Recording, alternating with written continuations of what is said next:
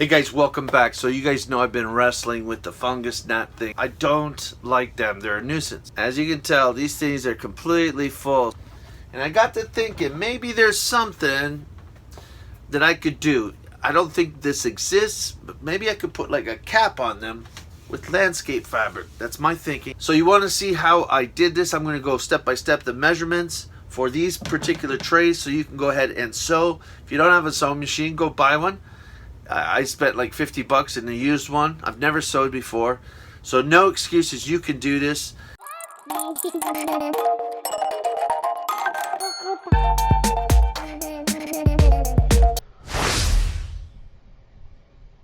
Alright, so you make sure you get your instruments ready, your sewing machine, your square edge, and a straight line. I'm also going to be using this white marker to write on there. It makes it easy. Landscape fabric, make sure that you get it that's, got a warranty, 25-30 years. The one that doesn't tear easily, okay? This one still tears, but, check it out before you get it. First measurement you want to get is about 26 inches, okay? Make a mark, and then you cut along that line there, okay, with your scissors, so that you got the full length.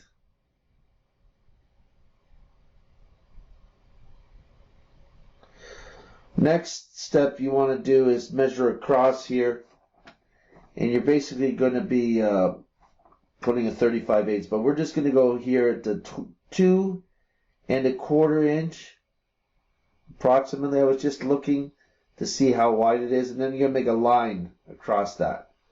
Now you take the tape measure from that side and you measure 30 5/8. Take a mark again. You're going to make a straight edge on those two lines.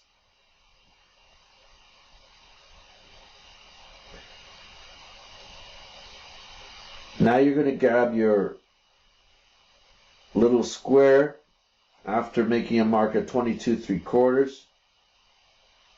You're going to grab your square, you make a line there. It's just a startup line, okay? Your next measurement is going to be correct. So once you get that startup square, you want to continue that line all the way down.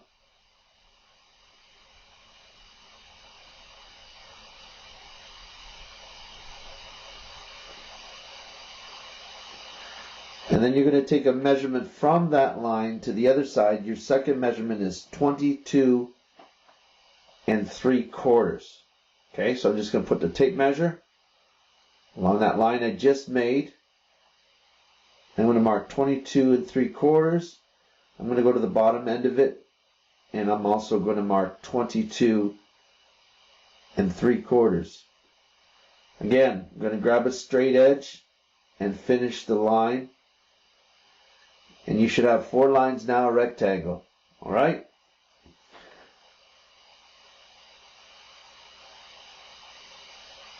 So the next step is just to grab the tray. Hopefully you got it. They're cheap. At Home Depot you can find these trays. And you go ahead and just line up those lines approximately. Just make a circle, a corner on each of the corners.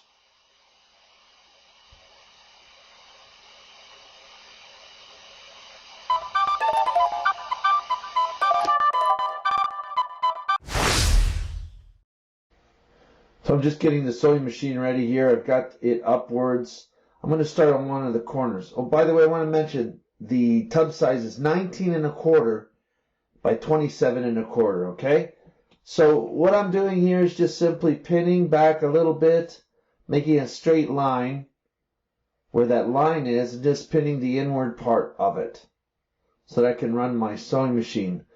Unfortunately, you can't see perfectly what I'm doing here, but you get the picture. So I just pick a corner, that first corner there. I don't pin everything. I just pull up the thing on the sewing machine. Hopefully you figure out how to work this. It's not that difficult. And then I'm just going to, you can't see me here, I'm pointing to a little line there. That's the line I kind of look at. So that edge is, I'm pulling that edge along that line there. Just nice and smooth. And what I'm trying to do here is create a pocket for the elastic to go into. So as I press the pedal and feed it, I then start pulling out these pins And you got full control over the pedal, okay, so you don't have to go super fast.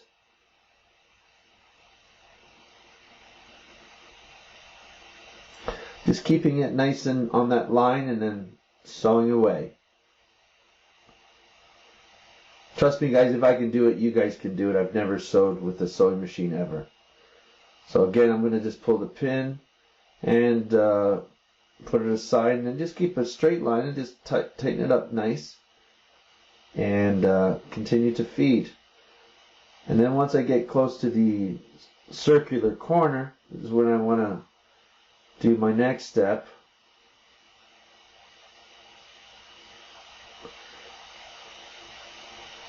So I stop before it a little bit, and then I'm just going to grab this side here, and then do the same thing. I'm going to pin it. Just a couple spots to keep it straight.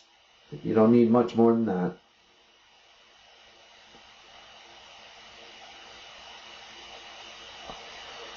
Now you just want to fold it as nice as you can, just around the corner there. Just take your time. Okay, get it nice, and then you're going to go around the corner. This is the trickiest part, but again, you got your foot on the pedal. Go nice and easy, and feed the material. Make sure you don't, narrow it down. You want to keep that same kind of gap, or else it's going to be difficult to feed the elastic. You just go around in this little circle here. Again, I'm stopping the pedal when I'm doing this, right? And now I'm pushing again the pedal, pulling the pin out. And again, we're on the straightaway, so it's a lot easier when you get to the straightaway.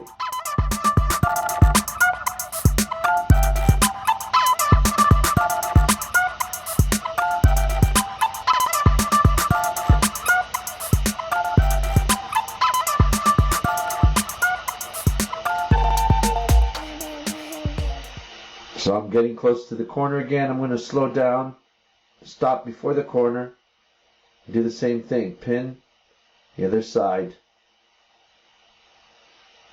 so it's nice and straight. That white line helps tremendously. I don't know where that came from. Some kind of fabric marker. As long as you can see it, that's all that matters. Doesn't matter what it is. Okay, I'm going to just tuck this corner in nicely, right? Take your time so it's not folded everywhere. Try to be as neat as you can here. And then the key is when you're going around, make sure that you continue that gap. And just feed it nice and easy. You see me pulling it sideways there. Once you go around the corner, then see I'm adjusting here a little bit better. Then I'm pushing the pedal. Okay, once it goes in the straightaway, it's cake, easy. And pull the pins as you go along. Now here's the corner, the last corner. What you want to do is just keep going right through, past the other stitching. And then there's a reverse thing on the right hand side. You'll see my hand go towards it. You hold it, you push the pedal, it goes back a little bit, and then let go and go forwards a little bit. It's basically just to end the thread. Like a knot type deal. And then you pull the back thing on the needle, and you just press the pedal and then pull the fabric and it comes out. And you want to obviously cut it with the scissors, etc. Now I'm measuring the elastic. This is a 1/4 inch elastic. I got like a piece of string that measures 35 1/4. Okay, I got this at Amazon as well. It's just a 1/4 inch elastic. You put that out there on the string so you don't have to always measure. 35 1/4, cut it. And then we're going to put a little pin on the end of it. I put a little piece of tape just so that the pin doesn't come out, because I'm going to feed this pin through the fabric lining that we just made, that cavity. You can see me feeding it here. You got to make a little hole first, so just grab your scissors and make just to slice that little area so there's an opening, and then start feeding it, pushing it. And make sure you pin the end of the elastic where I'm starting here. I'm talking about the other end, so that you don't lose it. And then just keep feeding it, feeding it, feeding it, feeding it all the way through.